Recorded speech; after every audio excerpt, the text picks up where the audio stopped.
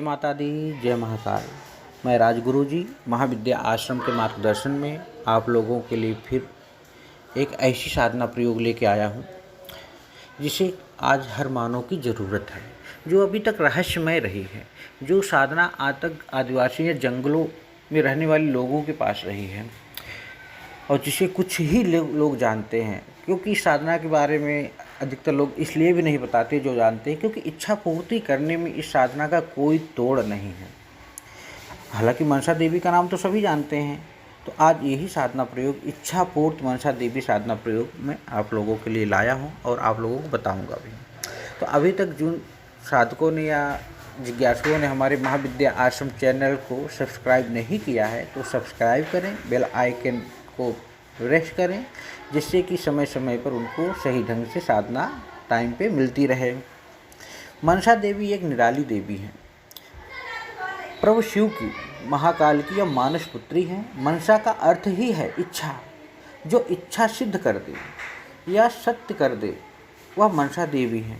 इनकी पूजा तो हमने बता ही दिया था, आदिवासी लोग ही करते थे, लेकिन अब धीरे धीरे लोगों के पास आने लगते थे। पहले तांत्रिक लोग जंगलों में ही रहते थे, जंगलों में ही वो साधनाएं संपन्न करते थे। तो जो उनसे कोई आदिवासी योग, जो उन्हें क्योंकि बैगा कहा जाता है, जो आदिवासी तांत्रिक होते बैगा, तो मिल जाते हैं, तो मिल जाता था। लेकिन वो इतना सटीक और रिजल्ट देती है ये साधना कि जो जिसको मिलता था वो किसी को बताते नहीं थे।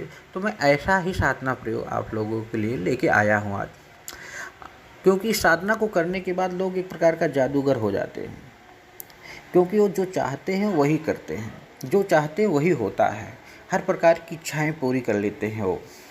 तो मनसा देवी के बारे में तो सभी जानते हैं। माँ मनसा देवी का मंदिर आपके हरिद्वार में भी है और चंडीगढ़ में भी है।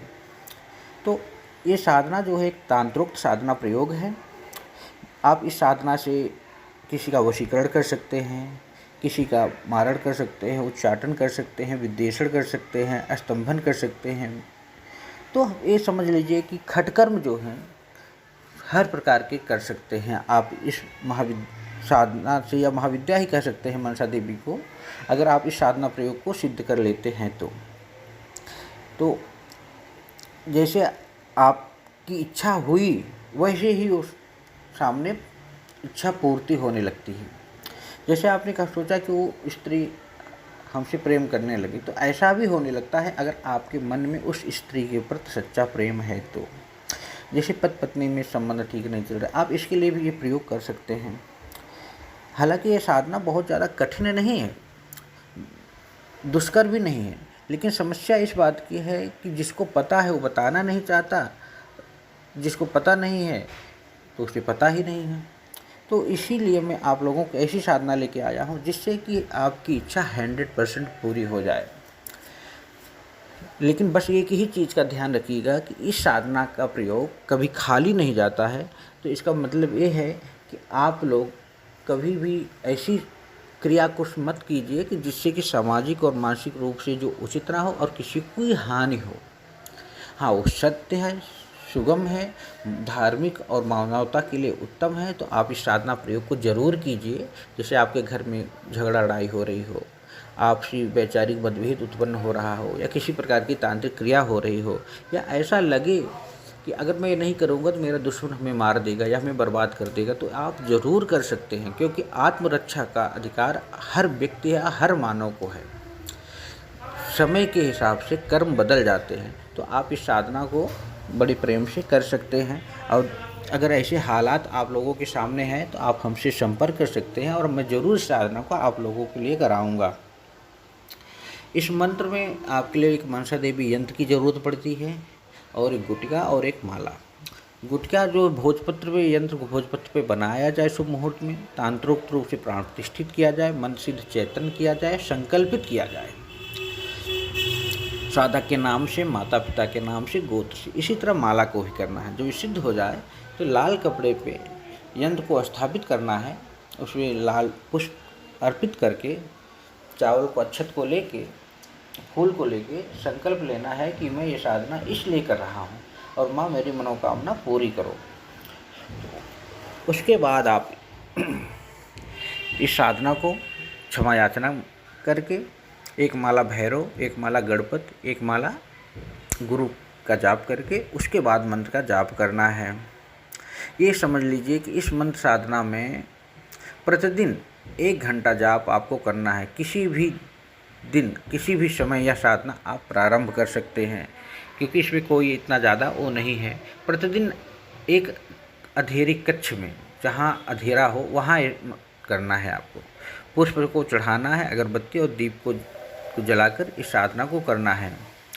दीप को आप अपनी मर्जी से किसी भी स्थान पर रख लें जहाँ प्रकाश दिखता रहे, और तेल में चाहे घी ले या जो भी हो वो ले लें, कोई दिक्कत उसकी नहीं है। मंत्र भी बहुत छोटा है, मंत्र भी आप लोगों को बताता हूँ। ओम हुम मनसा आम कम हुम फट, ओम हुम मनसा आम कम हुम फट। ये मंत्र है, आमुक की जगह उस साध्य का नाम आएगा जिसके लिए आप ये कर रहे हो। तो इस मंत्र का क्या है कि आपको 21 माला 11 दिन करना है, मतलब प्रतिदिन 21 माला करना है। 11 दिन की साधना है। अगर इससे आपने कह लिया कि मेरा दुश्मन मर जाए, तो अगर आपकी इच्छा प्रबल है, भक्ति प्रबल है और दुश्मन आपका सच में आपको परेशान कर रहा है, तो वो ज़रूर आपका दुश्मन मर ही जाएगा या चारपाई पे पड़ जाएगा।